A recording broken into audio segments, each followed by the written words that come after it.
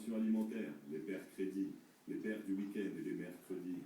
Il y a des pères hyper forts et des mères qui positivent, ou les coups de blues qui perforent, les mères sans perspective.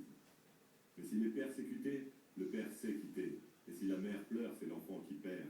Mais si la mère tue, l'amertume, la magie s'éveille. Et au final, qu'elle soit jeune ou vieille, la mère veille. Moi, mon père et ma mère sont carrément hors pair, et au milieu de ce récit, je prends quelques secondes. Je tempère. Pour dire à ma mère et à mon père merci. Il y a des mères qui désespèrent à cause des amourettes, perpétuellement à la recherche d'un homme à perpète. Il y a la mère célibataire persuadée de n'être personne et qui attend dans ses chimères que derrière la porte un personne. Il y a les mères soumises et les pères pulsions. Il y a les mères battues et les percussions. Il y a les mères en galère à cause des pervers, des perturbés. Alors il y a la mère qui se casse si elle est perspicace. En revanche, si le père et la mère s'acoquinent et vont se faire mettre, si je peux me permettre, la tension est à 10 000 ampères.